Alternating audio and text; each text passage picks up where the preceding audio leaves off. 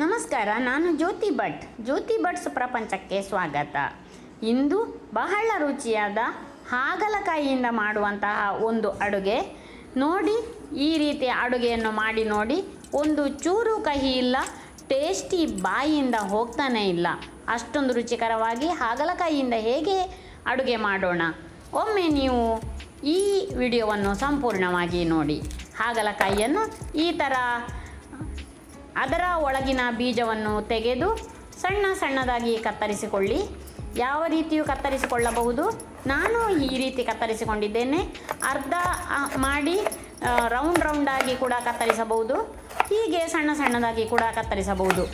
ಈ ಥರ ಕತ್ತರಿಸಿಕೊಂಡ ಹಾಗಲಕಾಯಿಯನ್ನು ನೋಡಿ, ಇದು ಚೆನ್ನಾಗಿ ತೊಳೆದು ತಂದಿದ್ದಷ್ಟೇ, ಬೇರೆ ಏನು ಮಾಡಿಲ್ಲ. ಈಗ ನಾನು ಈ ಮಣ್ಣಿನ ಪಾತ್ರೆಯಲ್ಲಿ ಅಡುಗೆ ಮಾಡಿ ತೋರಿಸುತ್ತೇನೆ. ಒಂದು ಸ್ವಲ್ಪ ನೀರನ್ನು ಹಾಕಿದ್ದೇನೆ. ಈ ನೀರಿಗೆ ಹಾಗಲಕಾಯಿಯನ್ನು ಹಾಕಿ, ತುಂಬ ನೀರು ಹಾಕಲು ಹೋಗಬೇಡಿ, ಅರ್ಧ ಕಪ್ ನೀರು ಸಾಕು. ಈಗ 3 ಸಣ್ಣ ಸೈಜಿನ ಹಾಗಲಕಾಯಿ ಇತ್ತು, ಅದಕ್ಕೆ 2 ದೊಡ್ಡ ನಿಂಬೆ ಗಾತ್ರದ ಬೆಲ್ಲ, ಒಂದು ಸ್ವಲ್ಪ ಉಪ್ಪು ಈಗ ಹಾಕಿದ್ದೇನೆ, ನೋಡಿದ್ದೀರಲ್ಲ. ಇದನ್ನು ಹಾಕಿ ನೋಡಿ, ಇಲ್ಲಿ ಕತ್ತರಿಸಿದ ಹಾಗಲಕಾಯಿ, ಅದಕ್ಕೆ 2 ದೊಡ್ಡ ನೆಲ್ಲಿಕಾಯಿಯಷ್ಟು ಬೆಲ್ಲ ಸ್ವಲ್ಪ ಜಾಸ್ತಿ, ಮತ್ತು ಸ್ವಲ್ಪವೇ ನೀರು ಹಾಕಿ ಮುಚ್ಚದೆ ಬೇಯಿಸಬೇಕು. ಇದು ನೋಡಿ ನನ್ನ ಅಮ್ಮ ಮಾಡುವ ಅಡಿಗೆ. ನಮಸ್ಕಾರಗಳು, ನಾನು ಜ್ಯೋತಿ ಭಟ್. ಇದಕ್ಕೆ ಮಸಾಲೆಗಾಗಿ ನೋಡಿಕೊಳ್ಳಿ ಏನೆಲ್ಲ ಇದೆ ಅಂತ. ಕೊತ್ತಂಬರಿ 1 ಚಮಚ, ಜೀರಿಗೆ ಅರ್ಧ ಚಮಚ, 2 ಮೆಣಸು, ಒಂದು ಸ್ವಲ್ಪ ಅರಶಿನ ಹೊಡಿ, ಅರ್ಧ ಹೋಳು ತೆಂಗಿನ ತುರಿ, ಅದಕ್ಕೀಗ ನಾನು ಸೇರಿಸುತ್ತಿದ್ದೇನೆ ಮಸಾಲೆಗಳನ್ನು. ನೋಡಿ, ಇದು ಹುಣಸೆ ಹುಳಿ, ಇದು 1 ಸಣ್ಣ ನೆಲ್ಲಿಕಾಯಿ ಗಾತ್ರದಲ್ಲಿದೆ, ಅದನ್ನು ರುಬ್ಬುವಾಗ ಹಾಕಿಕೊಳ್ಳೋಣ.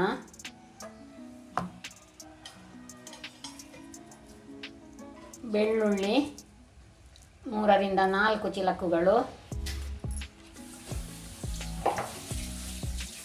ಮತ್ತು ಈ ಮಸಾಲೆಗಳನ್ನು ಹಾಕಿಕೊಳ್ಳೋಣ.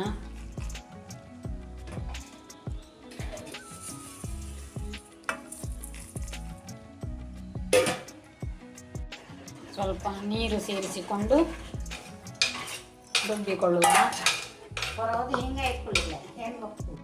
ಈಗ ಇದಕ್ಕೆ 1 ಹಸಿರು ಮೆಣಸಿನಕಾಯಿಯನ್ನು ಈ ಥರ ತುಂಡು ಮಾಡಿ ಹಾಕಿಕೊಳ್ಳುವ.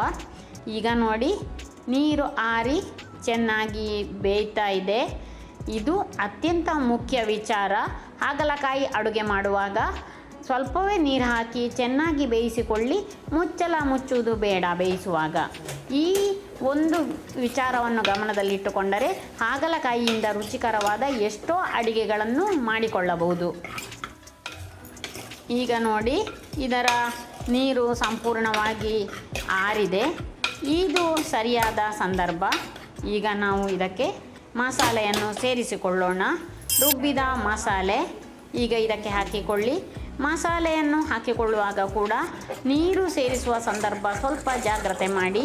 ಹಾಗಲಕಾಯಿಯ ಈ ವಿಶೇಷವಾದ ಕೂಟನ್ನು ಮಾಡುವಾಗ ಸ್ವಲ್ಪ ದಪ್ಪವಾಗಿರಬೇಕು, ನೀರಾಗಿ ಸಾರಿನ ಥರ ಇರಬಾರದು. ಇದು ಹದವನ್ನು ಚೆನ್ನಾಗಿ ಅಬ್ಸರ್ವ್ ಮಾಡಿಕೊಳ್ಳಿ. ಈ ಹೋಳುಗಳಿಗೆ ಮಸಾಲ ಚೆನ್ನಾಗಿ ಹೊಂದಬೇಕು. 1-2 ಸರ್ತಿ ಸಟ್ಟುಗದಿಂದ ತಿರುಗಿಸಿಕೊಳ್ಳಿ. ಅದರ ಕನ್ಸಿಸ್ಟೆನ್ಸಿ ನೋಡಿಕೊಳ್ಳಿ. ಇದು ಸರಿಯಾದ ಹದ. ಈ ಹದದಲ್ಲಿ ಈಗ ಚೆನ್ನಾಗಿ ಕುದಿಸಿಕೊಳ್ಳಬೇಕು. ಕುದಿಸಿಕೊಳ್ಳುವುದು ಕೂಡ ಅತ್ಯಂತ ಮುಖ್ಯ. ಸರಿಯಾಗಿ ಚೆನ್ನಾಗಿ ಕುದಿಯಲಿ, ಆಗ ಅದರ ರುಚಿ ಹಾಗಲಕಾಯಿಯೊಳಗೆ ಚೆನ್ನಾಗಿ ಹೊಂದಿಕೊಳ್ಳುತ್ತದೆ. ಚೆನ್ನಾಗಿ ಕುದಿದ ನಂತರ ನೋಡಿ, ಒಂದು ಒಗ್ಗರಣೆ ಹಾಕಿಕೊಳ್ಳಿ. ಸಾಸಿವೆ, ಕೆಂಪು ಮೆಣಸು, 2 ಚಮಚ ತೆಂಗಿನೆಣ್ಣೆಯಿಂದ ಒಂದು ಗಮ್ಮತ್ತಾದ ಒಗ್ಗರಣೆ. ಕರಿಬೇವಿನ ಸೊಪ್ಪು ಕೂಡ ಹಾಕಿಕೊಳ್ಳಬಹುದು. ಇವತ್ತು ನನ್ನ ಹತ್ರ ಇರಲಿಲ್ಲ, ಹಾಗೆ ನಾನು ಹಾಕಿಕೊಳ್ಳಲಿಲ್ಲ. ಈಗ ನೋಡಿ, ಚೆನ್ನಾಗಿ ಕುದಿಯುತ್ತಿದೆ.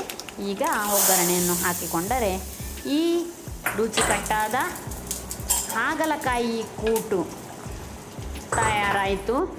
ನೋಡಿ, ಮಡಕೆಯಲ್ಲಿ ಅಡುಗೆ ಮಾಡುವ ಗಮ್ಮತ್ತು ಗ್ಯಾಸ್ ಆಫ್ ಆದ ಮೇಲೇನೂ ಇದು ಅದರಷ್ಟಕ್ಕೆ ಸ್ವಲ್ಪ ಕುದಿದು ಅಲ್ಲಿಗೆ ಒಂದು ರುಚಿಯನ್ನು ತೆಗೆದುಕೊಳ್ಳುತ್ತದೆ. ಹಾಗೆಯೇ ನೋಡಿ ನಾನಿವತ್ತು ಬೆಳ್ತಿಗೆ ಅನ್ನ ಕೂಡ ಮಣ್ಣಿನ ಮಡಕೆಯಲ್ಲಿ ಮಾಡಿದ್ದೇನೆ. ಅನ್ನ ಮಾಡುವಾಗ ಚೂರು ಉಪ್ಪು, ಒಂದು ಸ್ವಲ್ಪ ತುಪ್ಪ ಹಾಕಿಕೊಂಡರೆ ಈ ಥರ ಉದುರುದುರಾದ ಅನ್ನ. ಇದು ಮಡಿಕೆಯಲ್ಲಿ ನೀರನ್ನು ಆರಿಸಿ ಮಾಡಿದಂತಹ ಅನ್ನ ಉದುರುದುರಾಗಿ ಚೆನ್ನಾಗಿ ಆಗುತ್ತದೆ. ನೀವೊಮ್ಮೆ ಪ್ರಯತ್ನ ಮಾಡಿ ನೋಡಿ. ಮಣ್ಣಿನ ಗಡಿಗೆಯಲ್ಲಿ ಬೆಳ್ತಿಗೆ ಅನ್ನವನ್ನು ಆರಿಸಿ ಬೇಯಿಸಿ ಅದಕ್ಕೊಂದು ಬಹಳ ರುಚಿಕಟ್ಟಾದ ಪುದೀನ ಚಟ್ನಿ, ಗಟ್ಟಿ ಚಟ್ನಿಯಲ್ಲಿ ನನ್ನಮ್ಮ ಮಾಸ್ಟರ್, ಹಾಗೆಯೇ ಹಾಗಲಕಾಯಿ ಕೂಟು, ಹಾಗೆಯೇ ಒಂದು ತಂಬಳಿ. Wow, really wonderful lunch. ಆರೋಗ್ಯವನ್ನು ಅನ್ನದ ತಟ್ಟೆಗೆ ಹೇಗೆ ತರುವುದೆಂದು ಈ ಊಟವನ್ನು ನೋಡಿ ಕಲಿಯಬೇಕು. ಬಹಳ tasty as well as healthy, ಬಹಳ ಚೆನ್ನಾಗಿರುವ ಮಧ್ಯಾಹ್ನದ ಊಟ. ಇದು ನನ್ನ ಅಮ್ಮನ ಅಡುಗೆ.